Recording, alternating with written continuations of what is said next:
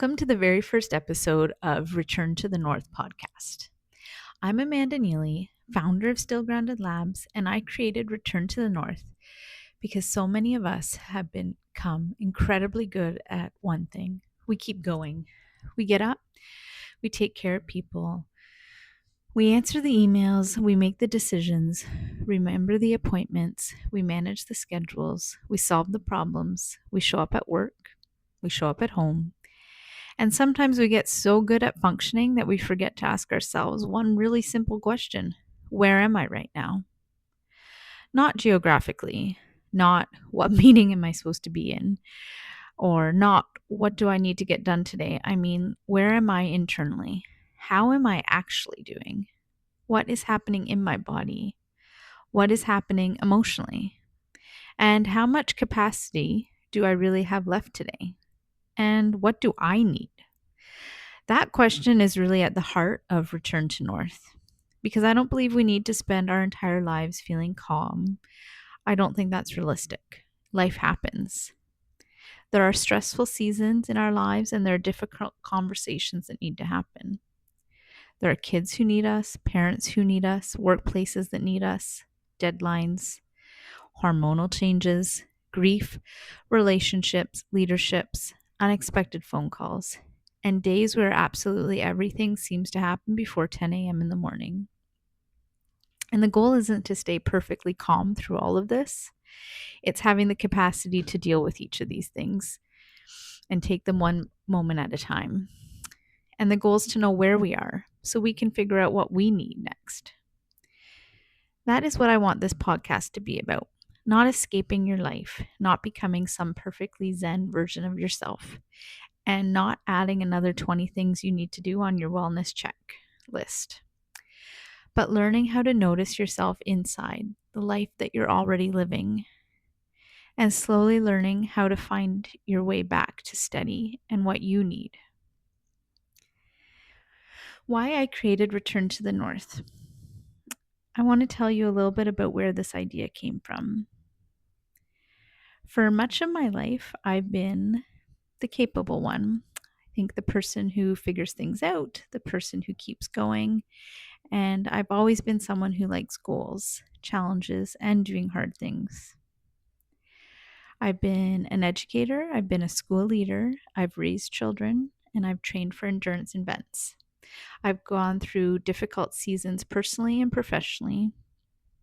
And for a long time, I thought being strong meant being able to handle everything and often handling it without even asking for help. If something was difficult, I pushed harder. If I was tired, I kept going. If there was a problem, I solved it. And there are parts of that version that I really value. Being capable isn't a problem. Being ambitious is not a problem. Being responsible is not a problem.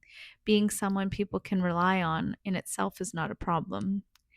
But there are seasons in my life when I became so focused on what needed to happen and what other people needed that I stopped noticing what was happening inside of me or what I needed.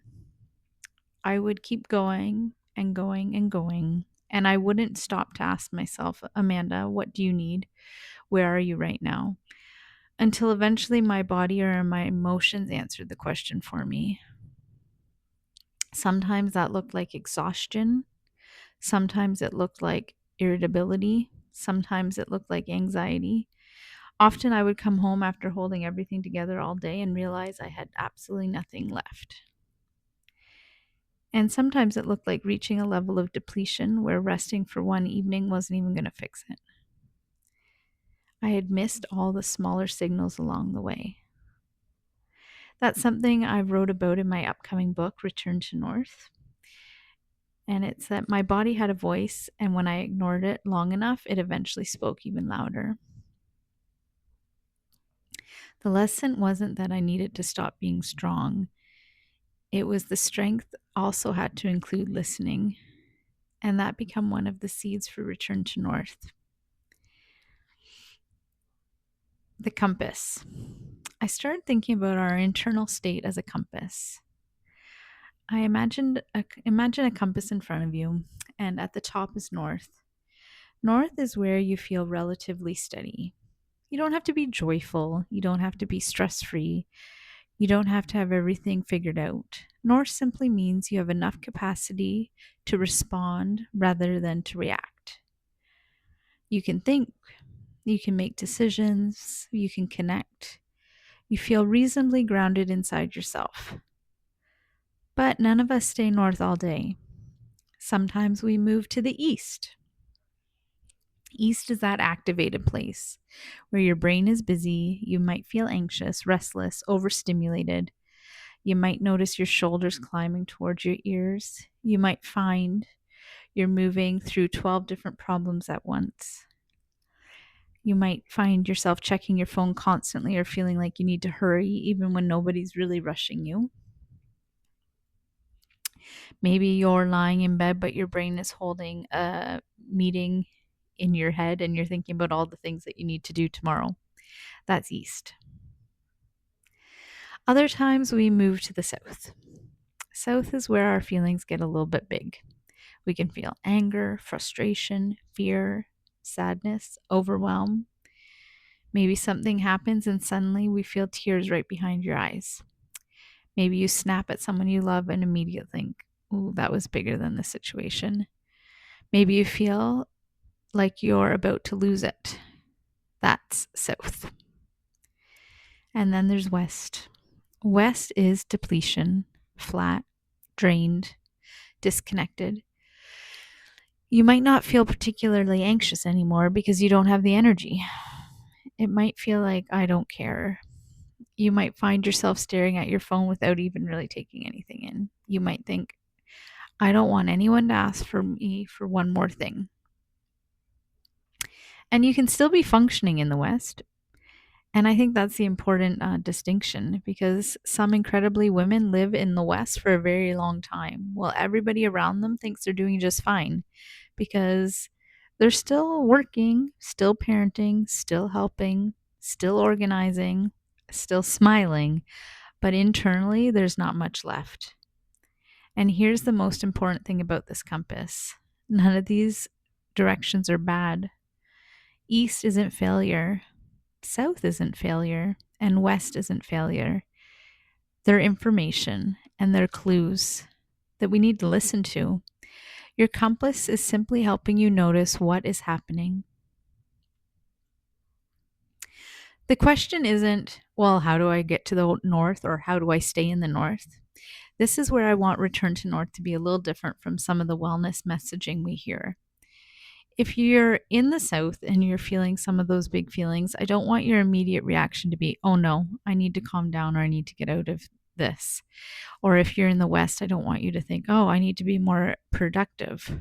Or in the east, I don't want you adding, now I need to manage my stress a little bit better. That's just one more demand. Instead, I want the first question just to be simply, where am I? And then, what do I need? These are two very different questions from what's wrong with me. One creates curiosity and the other creates judgment. And curiosity gives us somewhere to go. A quick compass check together. So I want to try something with you right now. You don't need to close your eyes. You don't need to be somewhere quiet. You can be driving, walking, folding laundry, sitting at your desk, or hiding in your car for those 5 minutes before you're going in the house. But I just want you to notice right now, where are you? Are you in the north, feeling relatively steady, present, able to think clearly? Maybe not perfect, but doing okay. Or are you east? Is your mind busy? Are you activated? Are you rushing, overthinking, feeling restless, tense? Are you in the south?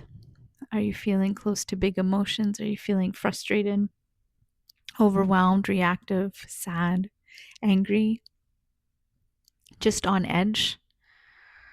Or are you in the west?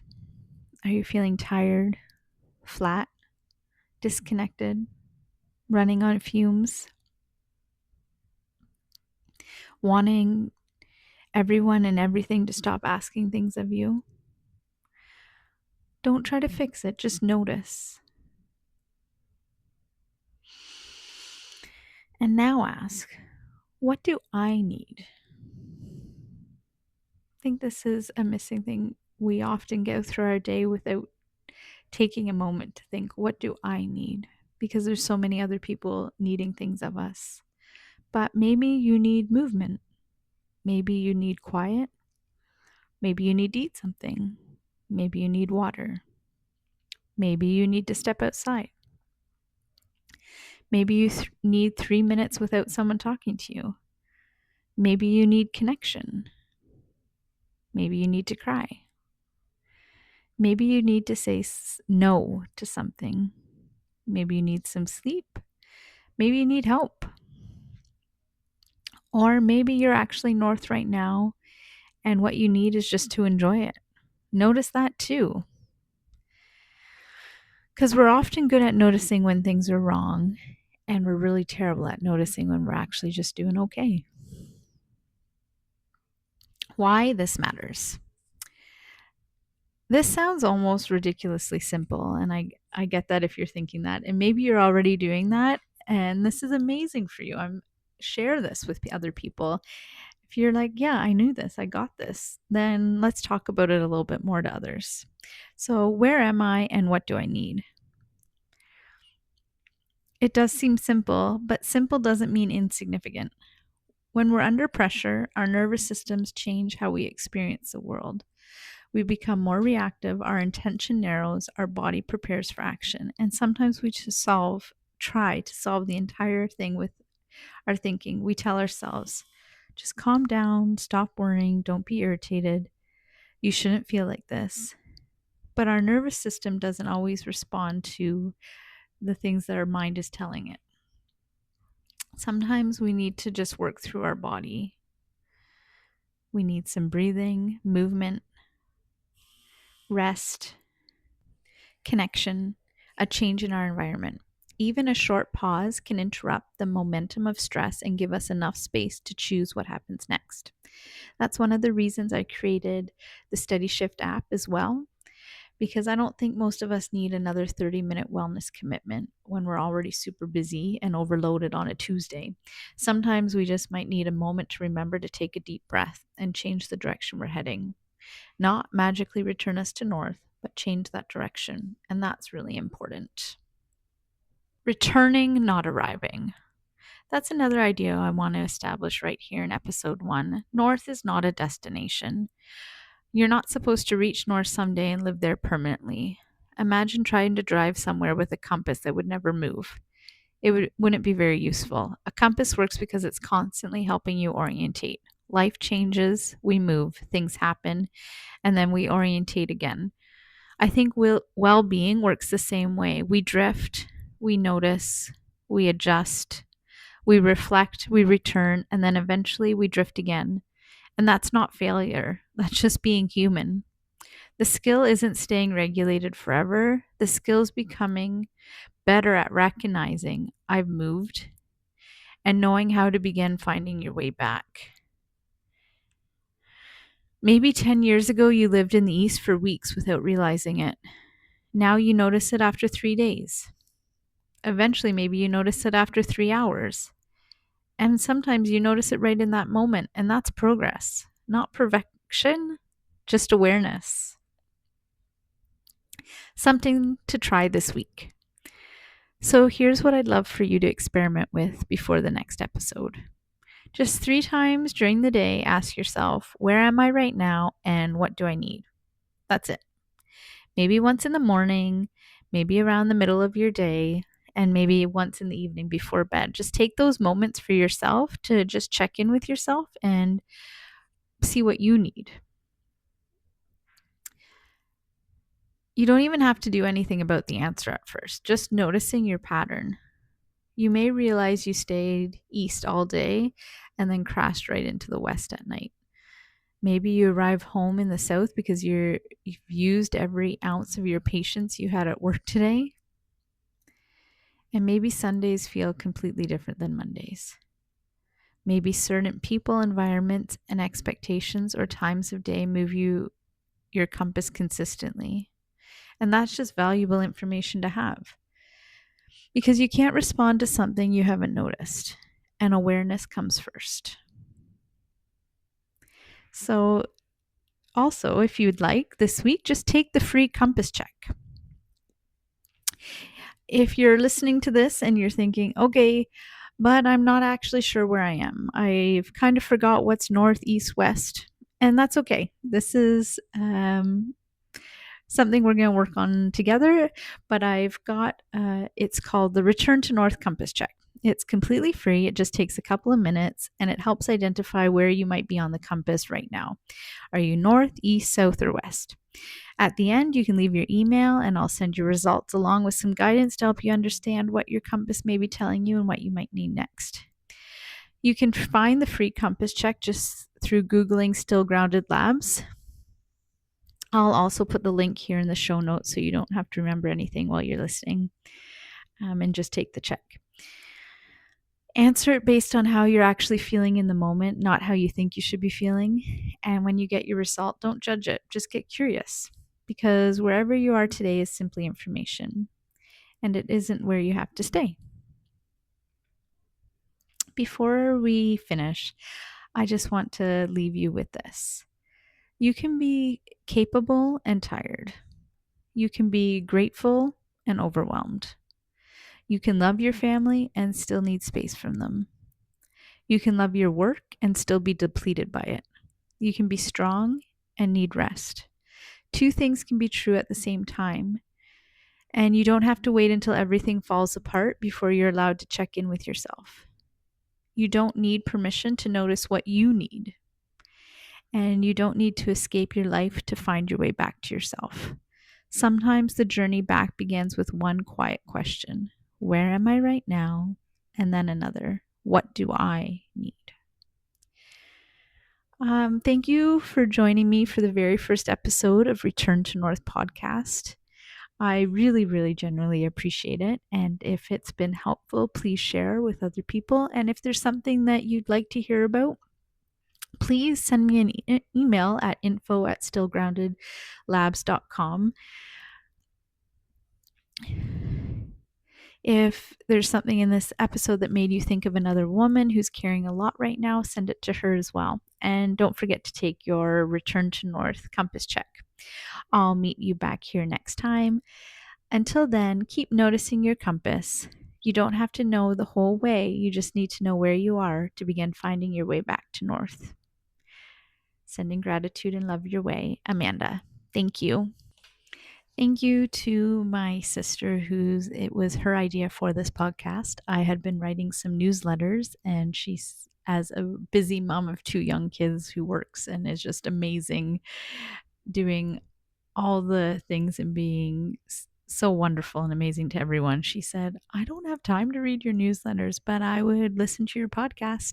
So to my sister, Ashley, thank you so much for supporting me on this new and journey. I really appreciate all your support. And thank you to all my family, to my husband, to my kids who cheer me on and support my ideas, and my family and friends. Thank you.